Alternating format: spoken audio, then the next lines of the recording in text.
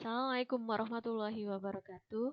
Alhamdulillahirabbil alamin. Puji syukur kehadirat Allah Subhanahu wa taala yang telah memberikan kita begitu banyak kenikmatan sehingga pada pagi hari ini kita masih dipertemukan dalam pembelajaran agenda pembelajaran daring PPKN. Pada kesempatan kali ini kita sudah memasuki bab yang kedua terkait dengan sistem dan dinamika demokrasi Pancasila. Sebelum kita memulai pembelajaran pada pagi hari ini, alangkah baiknya kita berdoa terlebih dahulu. Berdoa mulai. Selesai. Dan nanti jangan lupa untuk tetap presensi ya di Edu Fikri. Oke, baik. Pada kesempatan kali ini kita sudah memasuki bab yang kedua, sistem dan dinamika demokrasi Pancasila. Untuk kompetensi dasarnya, yang pertama, mengkaji sistem dan dinamika demokrasi Pancasila sesuai dengan Undang-Undang Dasar Negara Republik Indonesia tahun 1945. Yang kedua, menyajikan hasil kajian tentang sistem dan dinamika demokrasi Pancasila sesuai dengan Undang-Undang Dasar Negara Republik Indonesia tahun 1945. Adapun tujuan pembelajarannya, siswa dapat memahami hakikat demokrasi. Yang kedua, siswa dapat memahami sistem demokrasi Pancasila. Yang ketiga, siswa dapat menganalisis dinamika penerapan demokrasi di Indonesia. Dan yang keempat, siswa dapat membangun kehidupan yang demokratis di Indonesia. Untuk materinya, pada bab yang kedua ini ada 3 materi yang akan kita pelajari. Yang pertama, hakikat demokrasi. Yang kedua, dinamika penerapan demokrasi Pancasila. Dan yang ketiga, membangun kehidupan yang demokratis di Indonesia. Pada kesempatan kali ini kita akan membahas materi yang pertama terkait dengan hakikat demokrasi. Sebelumnya, saya ingin bertanya terlebih dahulu, apa itu demokrasi? Mungkin kalian sering mendengar ya kata demokrasi ataupun sudah mengetahui arti dari demokrasi itu sendiri. Nah, untuk lebih jelasnya, mari kita pelajari terkait dengan hakikat demokrasi. Yang pertama, terkait dengan makna demokrasi. Makna demokrasi kita akan membagi menjadi 3, menurut ahli, menurut KBBI, dan menurut bahasa Yunani.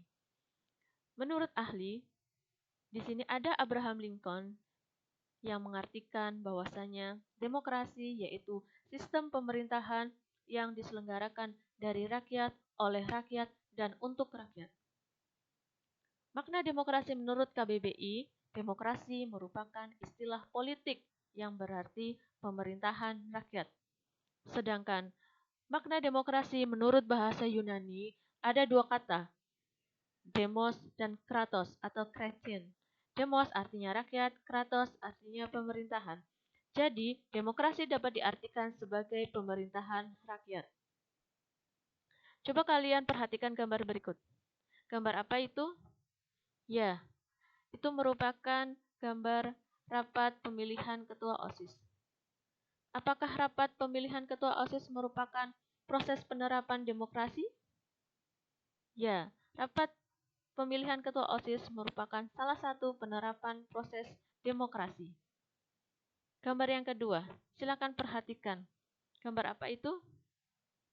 Ya, proses pemilihan umum. Apakah proses pemilihan umum juga merupakan proses penerapan demokrasi? Ya, proses pemilihan umum juga merupakan salah satu proses penerapan demokrasi di Indonesia.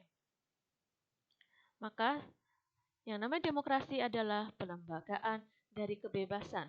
Artinya, kebebasan yang dimiliki rakyat diatur dan diarahkan oleh sebuah lembaga kekuasaan yang sumber kekuasaannya berasal dari rakyat dan dijalankan sendiri oleh rakyat sehingga kebebasan yang mereka miliki dapat dilaksanakan secara bertanggung jawab dan tidak melanggar kebebasan yang dimiliki orang lain. Adapun ciri pokok berjalannya proses demokrasi ada 3. Yang pertama, pemerintah menjalankan kehendak dan kepentingan rakyat. Yang kedua, adanya pemisahan dan pembagian kekuasaan pemerintah. Dan yang ketiga, adanya mekanisme tanggung jawab dari pemerintah. Untuk klasifikasi demokrasi, yang pertama, klasifikasi berdasarkan cara penyaluran kehendak rakyat. Kita bagi menjadi 3. Ada demokrasi langsung, demokrasi tidak langsung, dan demokrasi perwakilan. Demokrasi langsung yaitu sistem demokrasi yang melibatkan seluruh rakyat secara langsung dalam membicarakan atau menentukan suatu urusan negara. Demokrasi tidak langsung yaitu suatu sistem dalam menyalurkan aspirasi rakyat melalui wakil-wakilnya yang ada dalam DPR. Sedangkan demokrasi perwakilan dengan sistem pengawasan langsung dari rakyat, yaitu sistem demokrasi dengan memposisikan rakyat sebagai pengawas pelaksana pemerintahan oleh wakil rakyat yang telah dipilih dalam lembaga perwakilan rakyat melalui referendum. Klasifikasi yang kedua, yaitu berdasarkan titik berat perhatiannya. Kita bagi menjadi 3. Ada demokrasi formal, material, dan demokrasi gabungan. Demokrasi formal yaitu demokrasi yang menjunjung tinggi persamaan dalam bidang politik tanpa disertai upaya untuk mengurangi kesenjangan di bidang ekonomi. Demokrasi formal banyak dianut oleh negara-negara liberal. Yang kedua, ada demokrasi material, yaitu demokrasi yang dititikberatkan pada upaya menghilangkan perbedaan dalam bidang ekonomi, sedangkan persamaan dalam bidang politik kurang diperhatikan. Untuk demokrasi material, banyak dianut oleh negara-negara komunis. Sedangkan yang ketiga, ada demokrasi gabungan, yaitu demokrasi yang mengambil kebaikan serta membuang keburukan dari bentuk demokrasi formal dan material. Pada demokrasi gabungan ini banyak dianut oleh negara-negara non-blok. Sedangkan yang ketiga, berdasarkan wewenang dan hubungan antar alat kelengkapan negara. Kita bagi menjadi 2, ada demokrasi parlementer dan ada demokrasi presidensil. Demokrasi parlementer yaitu menempatkan parlemen pada kedudukan yang lebih tinggi dan kuat daripada pemerintah, sehingga para menteri bertanggung jawab pada parlemen. Sedangkan demokrasi presidensil yaitu menempatkan presiden sebagai pelaku pemerintahan, sehingga kekuasaan eksekutif dijalankan berdasarkan kedaulatan yang dipilih dari dan oleh rakyat secara langsung ataupun melalui badan perwakilan.